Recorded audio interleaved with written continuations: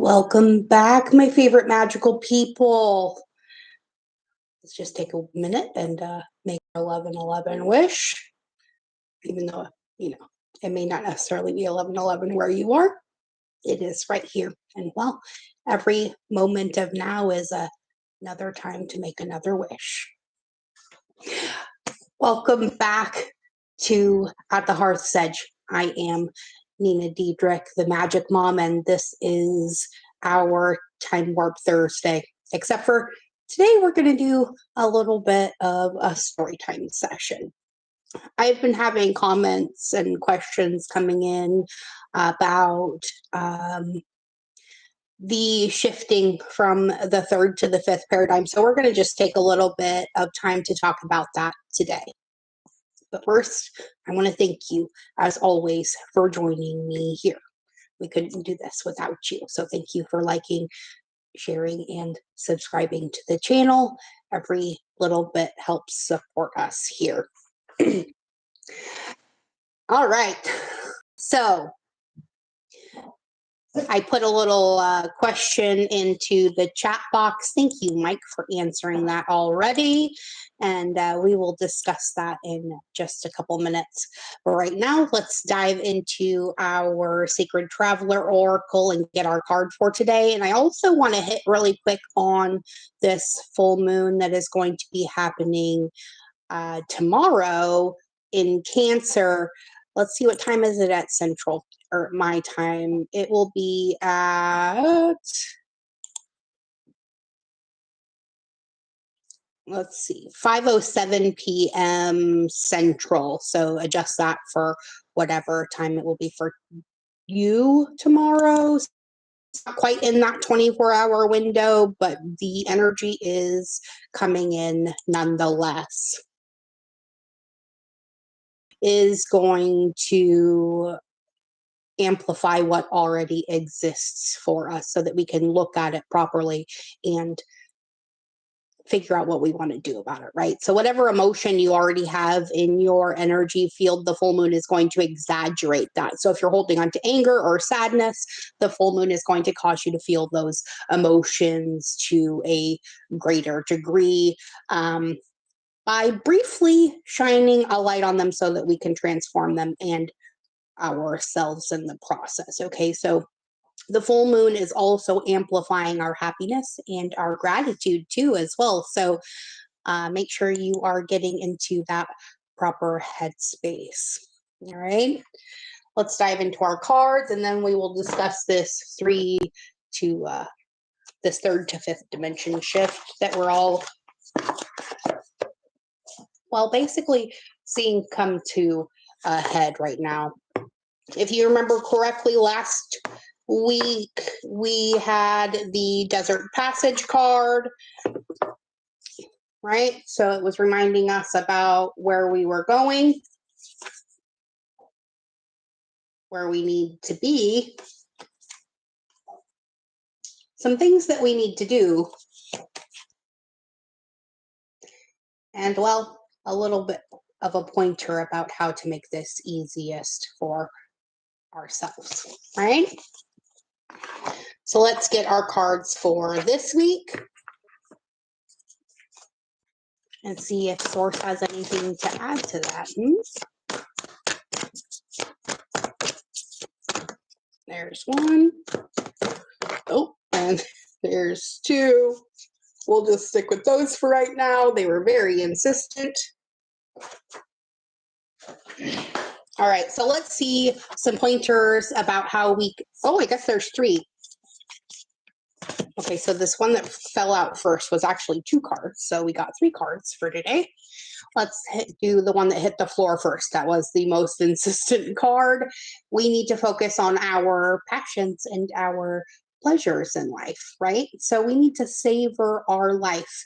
And we were just discussing that when we were talking about staying in a state of happiness and gratitude as far as this full moon energy is coming in, right? Fantastic. I just love the little picture on this too. I mean, how more free can you be? Okay, so the ones that came out together were about the distant thunder, right? This full moon is bringing that thunder to a head. Maybe in some areas, in the physical too, as well. This is helping to clear the air. This is freeing us for that advancement, okay? And it came out with the Finding Sanctuary card, all right? So this is about opening to our spiritual source. So we need to really get in touch with that still small voice inside of us, right? And that really makes sense considering the topic of today, right? So, because nobody else has answered it yet at this point, we're going to go with Mike's answer. And I say, bravo, my friend, on doing your homework, okay? This third dimensional shift to the fifth dimensional shift is entirely about our own states of mind. And honestly, all dimensional shifts are about that, right? We ascend from the first dimension, which is just our basic instinct, to a slight sense of awakening to a purpose, maybe greater than that, right? Maybe there's something else that we need to do here. It awakens our emotional selves. And this is where we develop the ability to learn something new, which brings us to the third dimension, which is where we have been for quite some time. Now, sometime around the early 2000s, maybe even the late 90s, there was a shift in consciousness. And this kind of brought us a little bit closer to reaching that fourth dimension. Around 2002 to 2005, that really started to hit hard for a select few people. They were our first wave, right?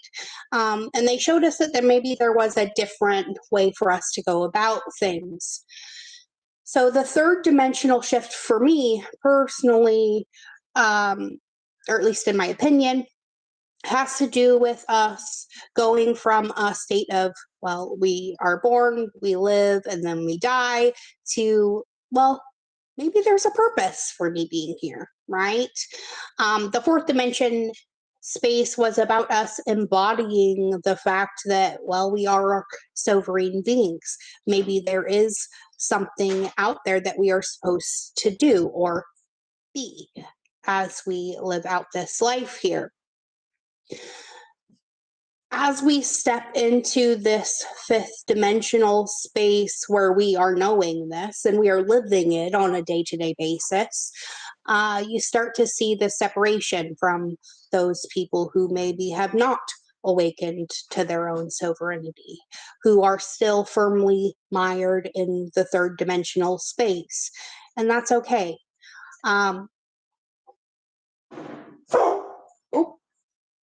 We can try our best to give this knowledge of what we know to these people, but like they say, you can lead a horse to water, but you can't make it drink, right? And the hardest thing for any of us to do is sit there and watch that horse die of thirst when there's a big giant lake in front of it, right? Just because it refuses to drink from that cup. And that is their choice. And that's the part that we kind of need to wrap our heads around in all of this. But the dimensional space is not something that we physically go to necessarily. It's about how we interact with each other, with the world at large, right? So try not to slip into judgment, because then, well, you're falling back into that third paradigm space. And right now, we're being asked to really cement our feet into the fifth. All right. The knowledge that everything's always working out for you. All your wants and needs are met above and beyond your greatest expectation. And that fear is false evidence appearing real. So I hope this message reaches all of you well. I love you all beyond measure. And until next time, may favor follow you wherever you go, as does our love. Be good. be good at it. And we'll see you all again tomorrow when we dive back in with the Urban Crow Oracle and we assess all these energies once again. Bye now, everybody.